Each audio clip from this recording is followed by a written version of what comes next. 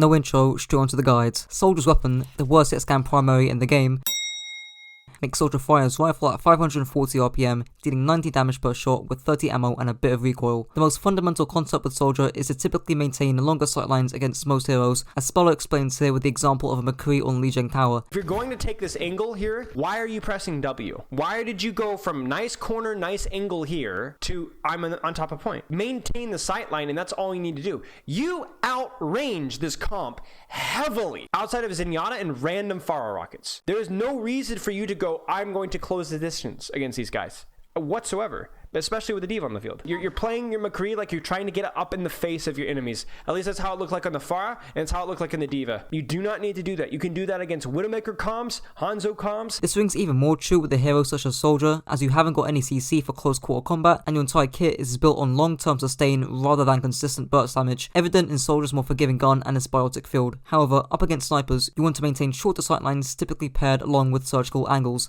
as I myself explain here. Especially against Widowmaker, he just has to play shorter sightlines and play like a flanker. And because you've got sprint, that's what's going to happen. But even if you stack down main, this is still a relatively long sightline for Widow to play. This is still relatively long sightlines for Widowmaker to play over here. And also, because you're not playing hard angles like this over here, you're going to be doing less damage. What sightlines do you have here? What damage are you putting onto core? Nothing. You'd be putting more damage by playing in this turquoise building over here than you would be with a Matrix stacking down main. Like, I predicted it. I knew it was going to happen before it even happens. What did I say? Don't play longer sightlines. Literally play Tracer 76. Another example of this would be on Havana third point defense, where instead of playing long sightlines on high ground or stacking down main, you hold a short sightline in the right side room. You can also hard flank left side in an attempt to assassinate the sniper from a short sightline. I did mention at the end of the clip to play like Tracer 76, and I'll build on this more flanky playstyle in the latter sections of my guides. You also want to maintain corner discipline, as corners don't prevent you from getting shot, but they do prevent you from dying, as Sparlow explains here. Why the heck do you peek this wide? The second you peek this here, the Zenyatta is already visible. You don't need to go anymore. Because the reason cover's good is it doesn't stop you from being shot. It stops you from being killed. Because if I'm shot here, I can go, oh, I need to move over. But because it's an extra quarter of a second to move over, and then I will receive a second shot, potentially, and die. Whereas if I get shot here, the only thing that can kill me are one-shots. So it's not just about the risk of death, it's the fact that the risk of death makes you run away like a pig when you could have just stayed here and continually applied pressure. You increase the longevity of the pressure here. What benefit do you get from being here as opposed to being here? In fact, it's worse offensively. This isn't about playing more aggressive. This is about playing worse. You want to do more damage? You want to get more picks? You want to be aggressive? Play aggressive here. Play aggressive here. This is good aggressive. This is bad aggressive because you're not doing more damage. You will do less damage, get fewer kills, and die more. I'll build more on corner discipline when it comes to Soldier's biotic field. On a mechanical level, trigger discipline, especially from longer ranges with the recoil change, is vital in terms of landing your shots and killing a squishy target in one clip, as Jane explains here. Your trigger discipline. So you're firing and you're not on target here. And then you kind of get on target, but then you fall off target and you keep firing. And you're kind of pulling a Texas sharpshooter. You're drawing his outline, more or less. Trigger discipline is just knowing when your aim is off the crosshair, you stop firing. So one of the really big problems is that they'll get some of their shots on target, but then they won't have enough targets or shots to actually finish them off, right? So they're going to be trying to constantly acquire their target, and they're going to be like dancing around the target, but no matter whether their cursor is on or off the target, they're pulling the trigger. So their aim looks like this. You actually want to be spraying for as long as you can, but as soon as your crosshair falls off the target, stop firing until you can get it back on. In order to help your tracking, trigger discipline, and recoil management, I recommend the workshop code KAVE5, which is PMA Jelly's 5th installment of his aim trainer. Soldier's first ability, a basic human function, makes Soldier move 50% faster. Thank you, Overwatch devs, very creative. Starting off with a basic animation cancel. After firing a clip and needing to reload, Soldier can cancel the latter end of his reload animation by sprinting as soon as the ammo gets loaded into his gun. With sprint usage on the broader level, you should predominantly utilize sprint to rotate into more aggressive positions quickly, as Jane details here. And you've got sprint, so you can actually do this. So there's this tower itself, and then the enemy, after having traded, and then your Reinhardt fed. So they're going here, and then you were over here, and then your team is moving in to meet them here. But if you, instead of kind of like meeting their attack here, push in behind them and like play a ring around the rosy, you pincer them. This will make it an even fight. If you fight over this territory right here, it's even. But their resources are going to be primarily focused in this direction, and they're going to use this corner right here for their protection. The Zarya is going to use that to ping pong with her bubbles. Everyone else is going to be using this as cover. But if you remove this cover from the opponent by pincering them from behind, shit tons of damage, a burst damage, easy Helix onto a support or something like that, they're dead.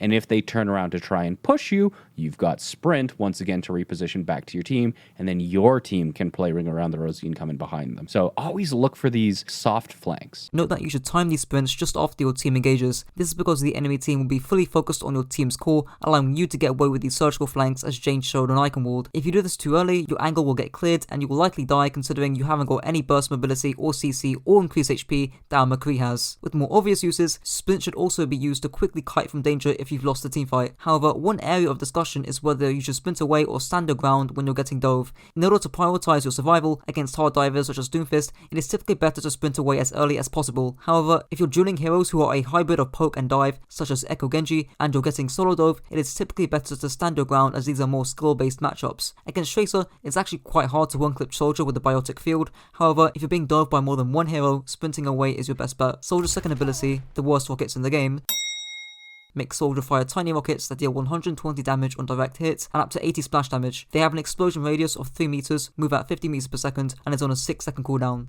Starting off with some tech. Likewise to sprint, you can cancel the latter half of your reload animation by firing a Helix afterwards. Since Helix has some travel time, you can effectively one-shot a target from medium range if you directly hit the Helix. Speaking about one-shots, you can also one-shot a Tracer at close range by landing a direct Helix followed up by a melee straight afterwards. Moreover, against heroes with armor, you want to open up with a Helix initially. This is to minimize the amount of damage that Soldier loses with his rifle against armor. Typically, when you're unscouted and on an angle, it is better to save Helix to finish off a target rather than to open with it. The two main reasons for this is because firstly, it's unlikely that you're going to hit a direct Helix on a moving target from range, and secondly, the sound cue from Helix could give the enemy enough time to react to it. However, here's former OWL player IDDQD going over some exceptions where you would start off with a Helix. Against Sigma, it's usually better to engage with Helix first instead of using it as a finishing burst because of its kinetic grasp. Open up with a Helix if possible, and you will need to land a couple more shots to confirm the kill. The absolute easiest way to kill an Ana is to engage her from the side while she's scoped in and not paying attention. Lastly, you can perform some Helix rocket jumps by using Helix at your feet and sprinting forward. You can see a practical example of this on Anubis first point defense. Soldier's third ability, the stationary heal orb,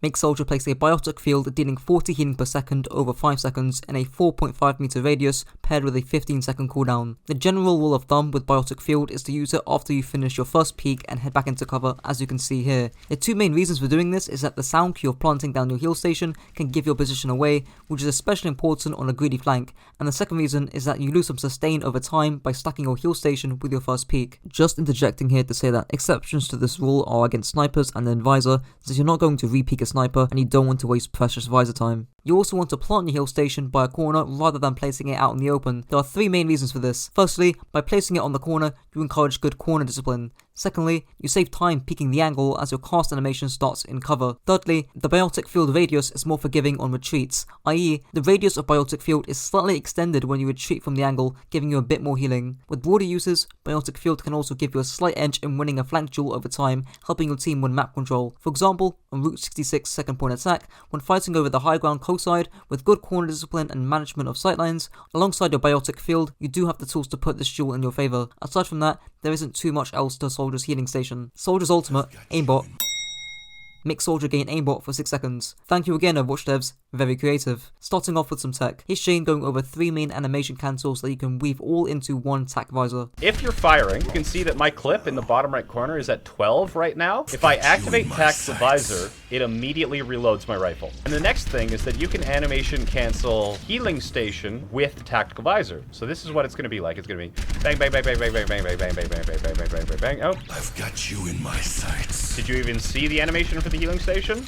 You didn't. So what happens there is that you shoot an entire clip, and then as soon as you're empty, instead of waiting for the reload, you basically press healing station and visor at the same time, and you skip 2 animations. You skip the reload animation, and you skip the healing station animation. And then, we can take this one step further. It's a 0.5 second reload in tactical visor. So what you want to be using the last 0.5 seconds of your tactical visor to get that final increased reload in there. So Tactical Visor actually has 3 animation cancels that you need to pull off successfully. Bang, bang, bang, bang, bang, bang, bang, bang, bang, boom. I've got you in my Bang, bang, bang, bang, bang, bang, bang, bang, bang, bang, bang, bang, bang, bang, bang, bang, bang, bang, bang. So I'm at 1 bullet, and then I use the last second to reload, so as soon as I end Visor, I've got a brand new clip. The fundamental use behind Tac Visor is to increase the lethality of your off-angle pressure whilst maintaining safety with long sightlines. For instance, on Divado's second point attack, if your team decides to clear and fight for high ground, you can pop Visor to catch anyone on the adjacent high ground off guard. You can also use Tac Visor for map control purposes to zone space, almost like a Walmart high noon. For instance, on King's Road third point attack, you can zone the high grounds with your Tac Visor,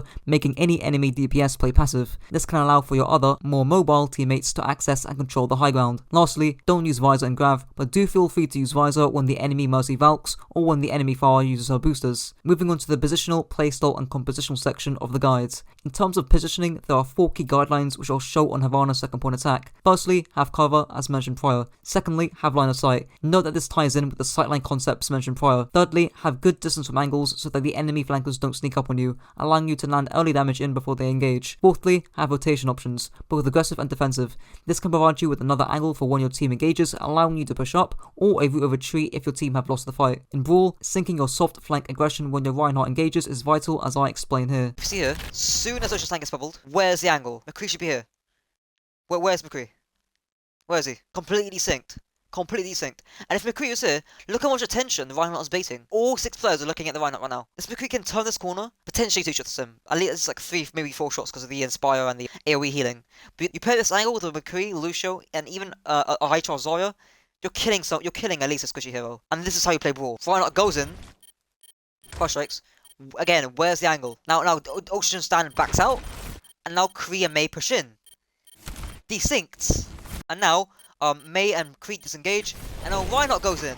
In terms of hard flanks, since Brawl doesn't have much mobility, you may want to take longer sight-lined hard flanks. For instance, on Legion Tower Gardens retake, you may want to split into White Room whilst your team fights on Bridge. This long sightline makes it particularly taxing for heroes such as D.Va and Lucio to mark you, giving you some safety. In Dive, likewise to almost every other DPS, you want to find a balance between playing split and playing stacked, as Spallo explains here. You don't want to position on top of the team because it allows the enemy team to be able to dive you without taking damage, because there's only one LOS where you're actually putting damage. Like, we could draw a straight line of where this damage is coming from, and it's here. They can hide from this damage in here, they can hide from the damage here, they can hide from the damage here, they can hide from the damage here. Whereas if you position just slightly here, not too much, where you can still be Harmony Orbed, Armor Packed, you can poke this pre-jump, this pre-jump, this pre-jump, this no longer has cover, this no longer has cover, this has significantly less cover, this has significantly less cover, and you can even peek down this hallway a little bit easier. Dive wants to corral you. Stacking against Dive is not the answer. It is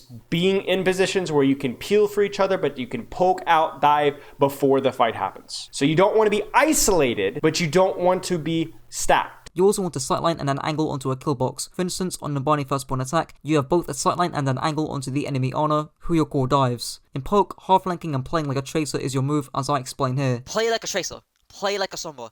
Because against their composition, no one's going to chase you. They had Brawl last round, right? They had Brawl and they had Pharah. Maybe heroes that could chase you down if they get close enough. But right now, Rhino Visor is terrible against angles.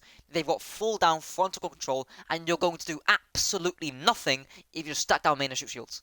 So I'd honestly, unironically, as soon as you see them walking out on this, and as soon as you see, okay, they haven't got a tracer, they haven't got a hog, they haven't got anyone that can dominate my short sight lines, I'll definitely be hard flanking, and then playing. The sight lines don't really matter. It's just the ability to hard flank and make sure you're not spamming down shields. And also, time your hard flanks with when your core pushes in. Because it's all good and jolly if you go right side and yeah, sure, fine, you shoot past the shield. But if your tanks are like in Narnia, well, guess what? Your angle's going to get cleared, and then you're not going to be able to put down that hard, aggressive flank pressure from this angle. However, some poke compositions can feature a tracer to deter this flank, hence your split should be softer, lately timed, and on high ground, as I give an example of here. This is exactly what I want to see. But even then, if you literally go left side, who's going to chase you? So I ironically like you to take this off like here. And I know what you're doing. Like, this is the second best option, and I get it, I understand. This is what you want to be doing if they have a tracer, right? If they're running Reinhardt or Visor with a tracer, yeah, this is what you want to do. Because if you go for hard flank left side, the tracer's going to mark you and you're going to die. So this is the best option you can do if there's a tracer. But again, there's no tracer on the board. This is the best option you can do, trust me. Well, that's the guide. Stay tuned for my 8-hour guide covering all 32 heroes, which will be released in the coming weeks. Until next time. And I said